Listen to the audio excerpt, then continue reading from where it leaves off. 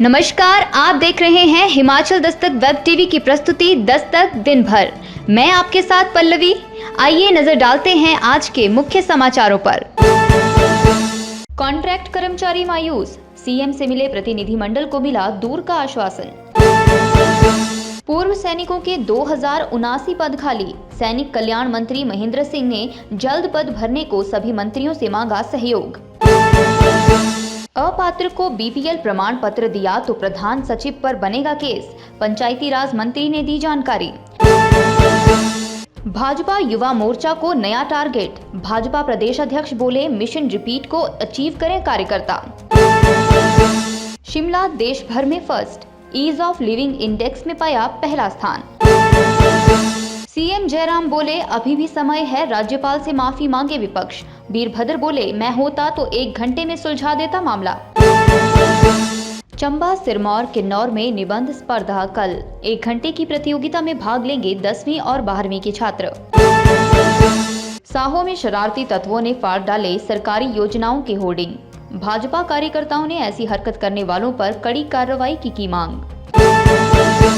नौराधार में short circuit होने से 1 कमरा जला, 1 लाख का नुकसान, प्रशासन ने दी फौरी राहत।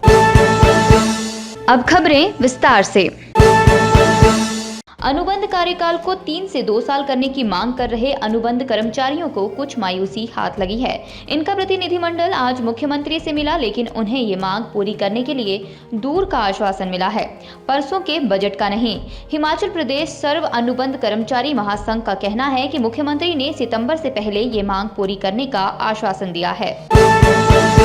राज्य के सरकारी महकमों में पूर्व सैनिकों के 2079 पद खाली पड़े हैं। इन्हें भरने के लिए सैनिक कल्याण मंत्री महेंद्र सिंह ने वीरवार को अपने सभी साथी मंत्रियों से हस्तक्षेप मांगा और कहा कि सभी विभाग इन पदों को भरने की प्रक्रिया शुरू करें। उन्होंने सभी मंत्रियों से प्रार्थना की कि इन पदों को जल्दी भरना जरूरी है ताकि पूर्व सैनिकों को उनका हक मिल सके।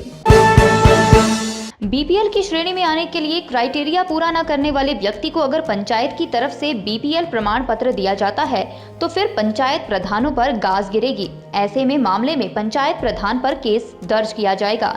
न सिर्फ पंचायत प्रधान, पंचायत सचिव और पंचायत सहायक तीनों पर केस दर्ज किया जाएगा। इतना ही नहीं, उसे सेवा से भी बर्खास्त किया जाएगा।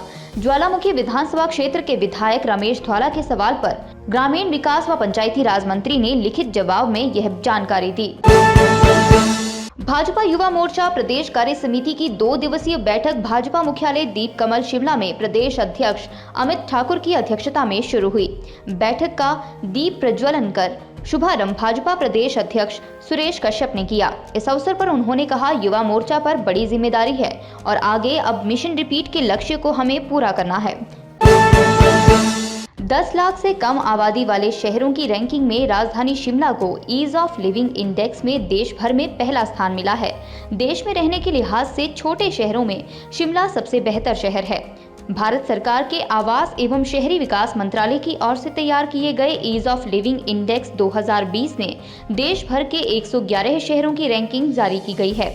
10 लाख से ज्यादा आबादी वाले शहरों में बेंगलुरु को देश भर में प्रथम स्थान मिला है। 10 लाख से कम आबादी वाले शहरों की सूची में भुवनेश्वर दूसरे और सिलवासा तीसरे स्थान पर है।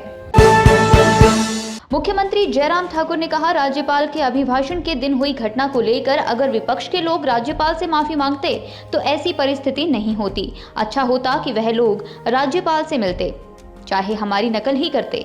वैसे तो अब बहुत देर हो चुकी है, लेकिन विपक्ष के लोगों को अभी भी इस पर सोचना चाहिए। सदन में विपक्ष होता तो चर्चा और ज्यादा सार्थक होती। वह बजट सत्र के दौरान राज्यपाल के अभिभाषण पर डॉक्टर राजीव बिंदल की ओर से लाए गए धन्यवाद प्रस्ताव पर बोल रहे थे। वहीं पूर्व मुख्यमंत्री वीरभद्र सिंह ने कहा वह 6 बार मुख्यमंत्री रहे हैं। अगर वह मुख्यमंत्री होते तो राज्यपाल के अभिभाषण पर हुई घटना के बाद सत्ता पक्ष और विपक्ष के बीच चल रहे गतिरोध को 1 घंटे में सुलझा देते। उन्होंने कहा जयराम सरकार चाहे तो 5 मिनट में मसले को हल कर सकती है, लेकिन सरकार की इच्छा शक्ति ही नहीं है। प्रदेश के अग्रणी समाचार पत्र हिमाचल दस्तक द्वारा करवाई जा रही निबंध लेखन प्रतियोगिता शुक्रवार को चंबा, सिरमौर और किन्नौर में होगी। 1 घंटे की प्रतियोगिता में 10वीं और 11वीं कक्षा के बच्चे भाग लेंगे। स्कूल प्रबंधन द्वारा ही यह प्रतियोगिता करवाई जा रही है, जिसमें बच्चों को कोरोना से जुड़े 4 टॉपिक भी दिए गए हैं। प्रतियोगिता का लिंक शिक्षा विभाग की वेबसाइट हर घर पाठशाला पर भी उपलब्ध है। स्कूल प्रिंसिपल सहित सभी बच्चे इस लिंक के माध्यम से निबंध प्रतियोगिता के बारे में जानकारी हासिल कर सकते हैं। इसका मकसद कोविड एप्रोप्रिएट बिहेवियर के प्रति बच्चों को जागरूक करना है। प्रतियोगिता में करीब 5 लाख रुपए के इनाम बच्चों को मिलेंगे।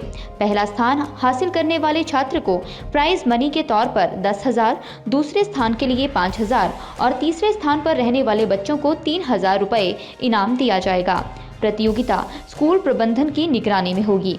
शिमला, ऊना और लाहौल स्पीति में 6 मार्च को यह प्रतियोगिता होनी है।